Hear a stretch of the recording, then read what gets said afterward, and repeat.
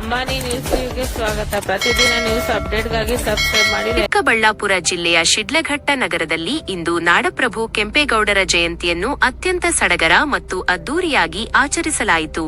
ರಾಷ್ಟ್ರೀಯ ಹಬ್ಬಗಳ ಆಚರಣಾ ಸಮಿತಿ ಹಾಗೂ ಕೆಂಪೇಗೌಡ ಒಕ್ಕಲಿಗರ ಸಂಘದ ವತಿಯಿಂದ ಆಯೋಜಿಸಲಾಗಿದ್ದ ಈ ಕಾರ್ಯಕ್ರಮದಲ್ಲಿ ಕೆಂಪೇಗೌಡರ ಭವ್ಯ ಭಾವಚಿತ್ರದೊಂದಿಗೆ ನಗರದ ಪ್ರಮುಖ ಬೀದಿಗಳಲ್ಲಿ ಅದ್ದೂರಿ ಮೆರವಣಿಗೆಯನ್ನು ನಡೆಸಲಾಯಿತು.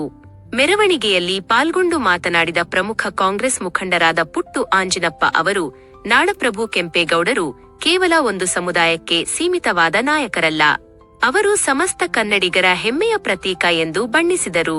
ಕೆಂಪೇಗೌಡರ ಉತ್ತಮ ಆಡಳಿತ, ಜನಪರ ಚಿಂತನೆ, ಸಾಮಾಜಿಕ ಸಾಮರಸ್ಯ ಮತ್ತು ಅಭಿವೃದ್ಧಿಯ ದೂರದೃಷ್ಟಿ ಇಂದಿನ ಯುವ ಪೀಳಿಗೆಗೆ ದೊಡ್ಡ ಮಾದರಿಯಾಗಿದೆ. ರಾಜ್ಯದ ಸರ್ವತೋಮುಖ ಅಭಿವೃದ್ಧಿಗೆ ಅವರು ನೀಡಿದ ಕೊಡುಗೆ ಅಪಾರ. ಸಮಾಜದಲ್ಲಿ ಸೌಹಾರ್ದತೆ ಮತ್ತು ಏಕತೆಯನ್ನು ಬೆಳೆಸುವಲ್ಲಿ ಕೆಂಪೇಗೌಡರ ಚಿಂತನೆಗಳು ಇಂದಿಗೂ ಪ್ರಸ್ತುತವಾಗಿವೆ. ಅವರ ಆದರ್ಶಗಳನ್ನು ಪ್ರತಿಯೊಬ್ಬರೂ ತಮ್ಮ ಜೀವನದಲ್ಲಿ ಅಳವಡಿಸಿಕೊಳ್ಳಬೇಕು ಎಂದು ಕರೆ ನೀಡಿದರು.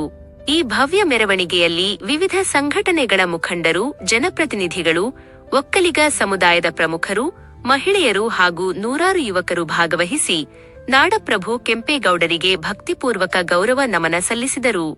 ಶಿಡ್ಲಘಟ್ಟ ನಗರದಲ್ಲಿ ಇಂದು ಸಂಪೂರ್ಣವಾಗಿ ಹಬ್ಬದ ವಾತಾವರಣ ನಿರ್ಮಾಣವಾಗಿತ್ತು. ನಿರಂತರ ಮತ್ತು ನಿಖರ ಸುದ್ದಿಗಳಿಗಾಗಿ ನಮ್ಮ ಚಾನೆಲ್ ಅನ್ನು ಈಗಲೇ ಸಬ್ಸ್ಕ್ರೈಬ್ ಮಾಡಿ, ಸಪೋರ್ಟ್ ಮಾಡಿ. ಅಂಬಾನಿ ನ್ಯೂಸ್ ಟಿವಿ ನಿರಂತರ ಸುದ್ದಿಗಾಗಿ ನೋಡ್ತಾ ಇರಿ. ನಾಡಪ್ರಭು ಕೆಂಪೇಗೌಡರ 517ನೇ ಜಯಂತ್ಯೋತ್ಸವದ ಶುಭಾಶಯಗಳು. ಶಿಡ್ಲಘಟ್ಟದಲ್ಲಿ ಇವತ್ತು ಕೆಂಪೇಗೌಡರ ಜಯಂತಿನ ಬಹಳ ವಿಜೃಂಭಣೆಯಿಂದ ಒಕ್ಕಲಿಗ ಕುಲ ಬಾಂಧವರು ಆಚರಣೆ ಮಾಡ್ತಾ ಇರೋಂಥದ್ದು. ಈ ದೇಶನ, ಅದರಲ್ಲೂ ವಿಶೇಷವಾಗಿ ಬೆಂಗಳೂರನ್ನು ಈ ಜಗತ್ತಿಗೆ ದೂರದೃಷ್ಟಿಯಲ್ಲಿ ಯಾವ ರೀತಿ ಕಟ್ಟಬೇಕು, ಅದರಲ್ಲಿ ಯಾವ ರೀತಿ ಒಗ್ಗೂಡಿ ಬದುಕಬೇಕಂತ ಸಾರಿದಂಥ ಒಬ್ಬ ಶ್ರೇಷ್ಠ ಆಡಳಿತಗಾರ. ಅವರು ನಮ್ಮೆಲ್ಲರಿಗೂ ಸಹ ಮಾದರಿ. ಅವರ ಆಚಾರ ವಿಚಾರಗಳು ನಮ್ಮೆಲ್ಲರಿಗೂ ಸಹ ಪ್ರೇರಣೆ. ಆ ನಿಟ್ಟಿನಲ್ಲಿ ಎಲ್ಲರನ್ನೂ ಸಹ ಜೊತೆ ತಗೊಂಡಂಥದ್ದು ಮತ್ತು ಎಲ್ಲ ಜಾತಿ ಜನಾಂಗಗಳನ್ನ ಒಗ್ಗೂಡಿಸಿ ಅವರ ಕಸುಬುಗಳಿಗೆ ತಕ್ಕಂಥ ಒಂದು ಉದ್ಯೋಗನ ಸೃಷ್ಟಿ ಮಾಡಿ, ಅವರಿಗೆ ಪೇಟೆಗಳನ್ನ ಸೃಷ್ಟಿ ಮಾಡಿ, ಒಂದು ಮನುಕುಲ ಚೆನ್ನಾಗಿ ಎಲ್ಲರೂ ಬದುಕಬೇಕು ಒಂದು ಸಮಾನ ಮನಸ್ಸಿಂದ ಅಂತೇಳಿ ಒಂದು ಸಾಗದ ಒಂದು ರೀತಿ ನೀತಿನ ಸಾರದಂಥ ಹೋಗತ್ತು ಜಗತ್ತಿನ ಸಂತ.